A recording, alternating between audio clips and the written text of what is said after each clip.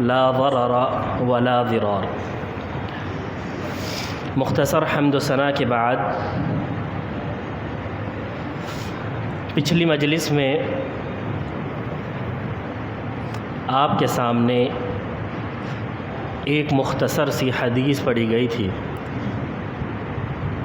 اور اس سے متعلق آپ کو یہ بات بتائی تھی کہ اس حدیث کے محدثین نے 3 طریقے سے ترجمہ کیا ہے، اس کا معنی بیان کیا۔ پہلا ترجمہ آپ نے سنا تھا، اور وہ یہ تھا کہ بغیر کسی ارادے کے، بغیر کسی قصد کے کسی کو نقصان پہنچانا جائز نہیں ہے، اور قصداً اور ارادتاً بھی کسی کو نقصان پہنچانا جائز نہیں ہے۔ پھر اس حوالے سے ہم نے پڑوسیوں کے حقوق پہ بات کی تھی۔ آج انشاءاللہ آج کی مجلس میں اس حدیث کا دوسرا معنی اور دوسرا مفہوم بیان ہوگا، اور وہ یہ ہے کہ لا ضرر، کوئی شخص اپنے آپ کو نقصان نہ پہنچائے،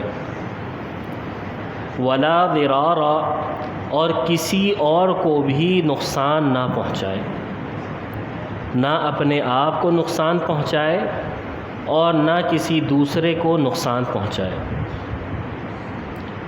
اپنے آپ کو نقصان پہنچانا اس کی کئی صورتیں ہیں۔ اللہ تعالیٰ کی نافرمانی کرنا، گناہوں کے کام کرنا، اللہ اور اس کے رسول کی اطاعت نہ کرنا، ان کی مخالفت کرنا۔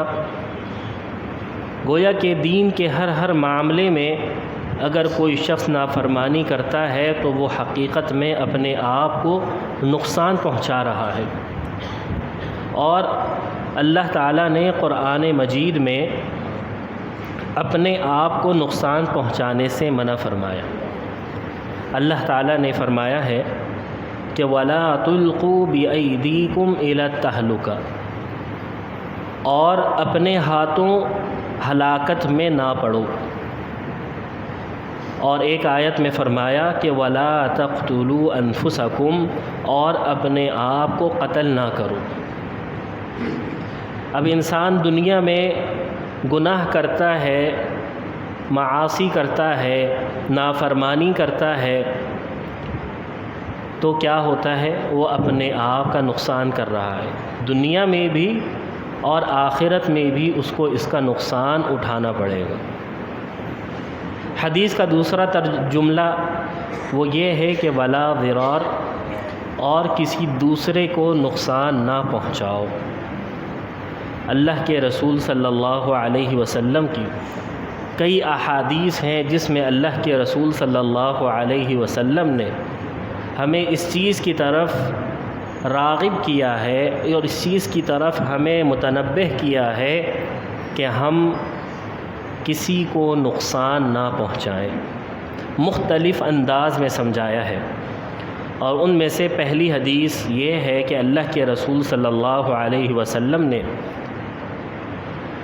فرمایا فَإِنَّ دِمَاءَكُمْ وَأَمْوَالَكُمْ وَأَعْرَاضَكُمْ بَيْنَكُمْ حَرَامٌ كَحُرْمَةِ يَوْمِكُمْ هَذَا فِي شَهْرِكُمْ هَذَا فِي بَلَدِكُمْ هَذَا، کہ بے شک تمہارے خون، تمہارے اموال اور تمہاری عزتیں ایک دوسرے پر حرام ہیں،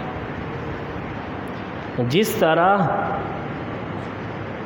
آج کا دن حرمت والا ہے اسی طرح ایک دوسرے پر حرام ہے، جس طرح یہ مہینہ حرمت والا ہے اسی طرح یہ چیزیں ایک دوسرے پر حرام ہیں، جس طرح یہ شہر مکہ حرمت والا ہے اسی طرح ایک دوسرے پر یہ چیزیں کیا ہیں؟ حرام ہیں۔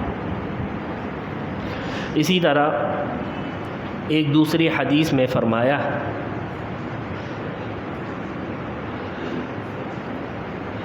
بلکہ ایک چھوٹی سی چیز کے ذریعے کسی کو نقصان پہنچانا بھی اللہ کے رسول صلی اللہ علیہ وسلم نے اس سے بھی روک دیا۔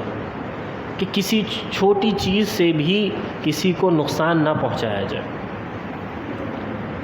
اللہ کے رسول صلی اللہ علیہ وسلم کا فرمان ہے کہ لا یأخذن احدکم متاع اخیہ، کہ تم میں سے کوئی شخص ہرگز اپنے کسی بھائی کا مال نہ لے، کوئی چیز نہ لے، لاعباً مذاق کرتے ہوئے، ولا جادن اور نہ ہی سنجیدگی کے ساتھ، نہ سنجیدگی کے ساتھ کوئی چیز اپنے کسی مسلمان بھائی کی لے، اور نہ ہی مذاقاً اس کی کوئی چیز لے کہ اس کے ذریعے اسے تکلیف پہنچے، اسے نقصان ہو، تو کسی کو نقصان نہیں پہنچانا۔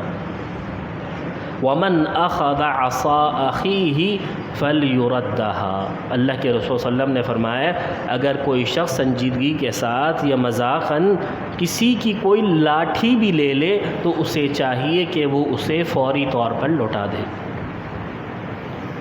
تو لہذا آپ دیکھیے، توجہ کیجئے کہ اللہ کے رسول صلی اللہ علیہ وسلم ایک لاٹھی لینے سے بھی منع کر رہے ہیں، تو لہذا ہمیں توجہ کرنی چاہیے، اپنی اصلاح کرنی چاہیے۔ اسی طرح اللہ کے رسول صلی اللہ علیہ وسلم نے فرمایا کہ لا یحل لمسلم، کسی مسلمان کے لیے یہ حلال نہیں ہے، گویا کہ حرام ہے۔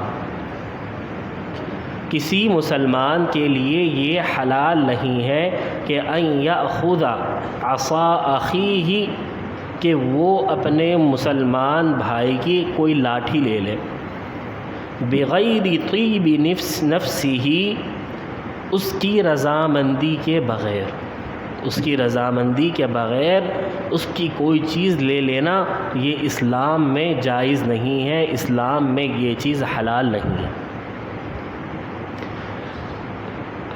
پھر اللہ کے رسول صلی اللہ علیہ وسلم نے، راوی کہتے ہیں قال ذلك لشدة ما حرم اللہ من مال المسلم علی المسلم، اسی وجہ سے اللہ تعالیٰ نے مسلمان کے مال کو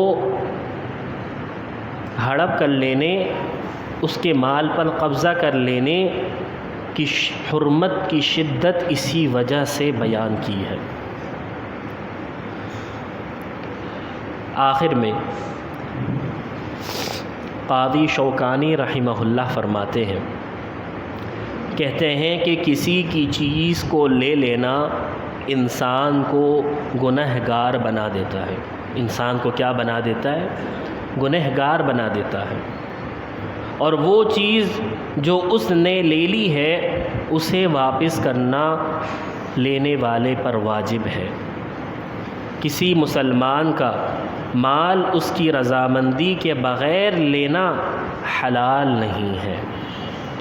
اسی طرح نواب صدیق حسن خان رحمہ اللہ فرماتے ہیں کہ کسی کی چیز لے لینا یہ جائز نہیں ہے، بلکہ گناہ کا کام ہے، اور اس نے اپنے غیر مال کو، اب کسی کی کوئی چیز لے لی، اپنے مال میں شامل کر لی یا اپنے پاس رکھ لی، تو قاضی نواب الدین حسن خان فرماتے ہیں کہ اس نے اپنے غیر کا مال اپنے مال میں باطل طریقے سے ملا کر کھا لیا،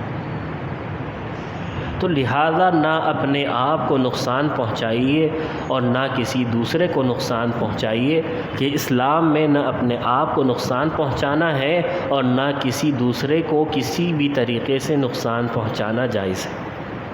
اللہ تعالیٰ سے دعا ہے کہ اللہ تعالیٰ ہمیں اس حدیث کے اس معنی کے مطابق عمل کرنے کی توفیق عطا فرمائے۔ انشاءاللہ کل کی مجلس میں اس حدیث کا آخری معنی اور تیسرا معنی انشاءاللہ بیان ہوگا۔ اللہ تعالیٰ سے دعا ہے کہ اللہ تعالیٰ عمل کی توفیق عطا فرمائے۔ وآخر دعوانا ان الحمد للہ رب العالمین۔